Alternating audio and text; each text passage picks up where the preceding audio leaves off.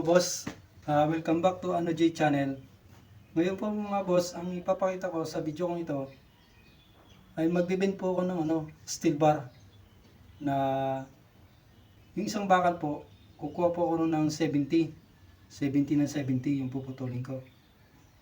Yung isang bakal po mayaba po yun na 20 feet. Ngayon, yung 70 po na yun, bibend ko po yun ng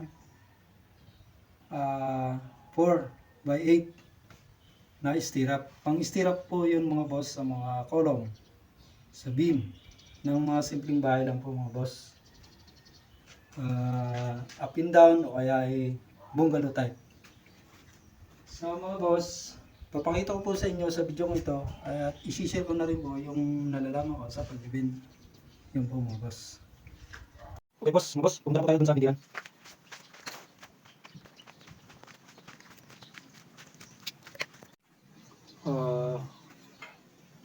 So mga boss, ito na po yung bindiran.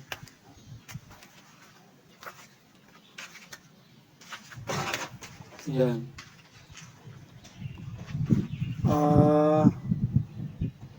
Ito po yung bindiran. Ito po mga boss, solid shafting, inating para kumasya po itong 9mm. Gusto bearing, ilagyan siya ng handle, pinaikot lang yung 10mm dito para maging handle siya, yung maganaw. Ayan. Tapos to, naka-stop lang to.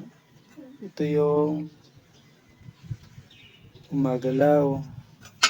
Yung stopper na galing dito mo boss, galing dito, nandito 4, galing dito hanggang doon 8. Yan.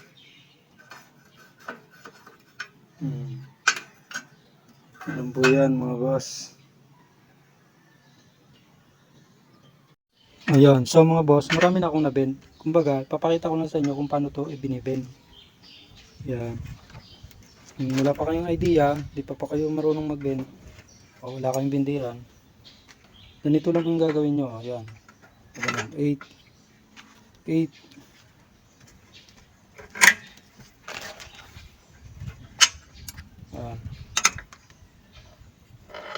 3.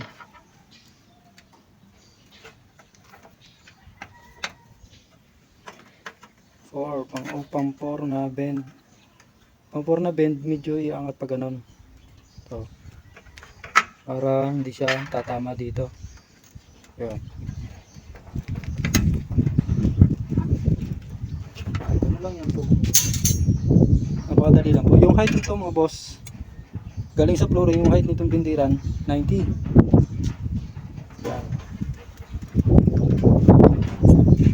Depende na po yun sa inyo kung halimbawa mataas kayong tao, mag-additional lang po kayo ng paa, tutugtungan ninyo gawin yung 100.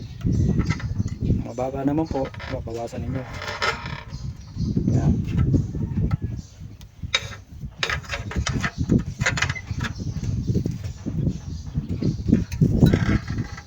Iangat lang ito mga boss ha.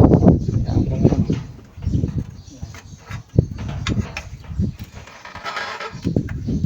Okay. Ito yung sinasabi ko mga boss na 70.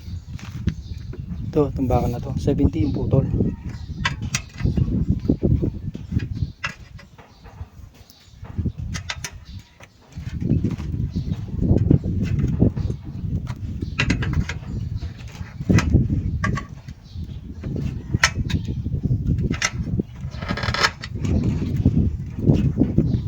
Pang 4 na bend. Magpapanag po silang dalawa, kailangan iangat natin ganon. Yan.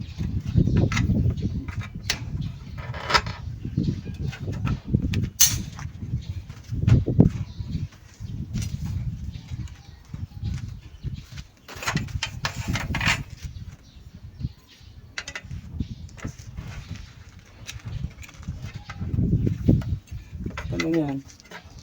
Kadali lang po mga boss mag-bend. Yan o.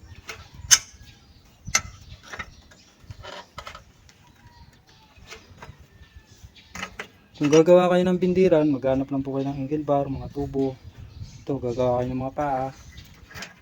Ito, solid shafting na malaki, hindi dos. Bibiyakin dito. Yan yung nakalusot to sa bearing na malaki. Malaking bearing to mga boss oh. So knusak yung solid shafting dun sa ano, ilalim.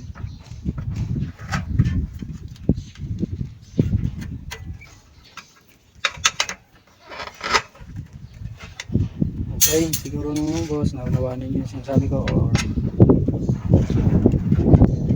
yan.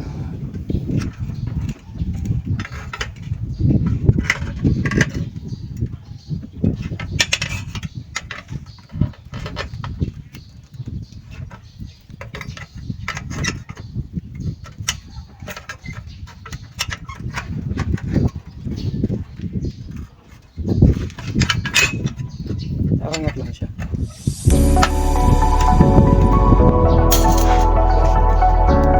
Kami na po nabente po. Sa araw po ako ito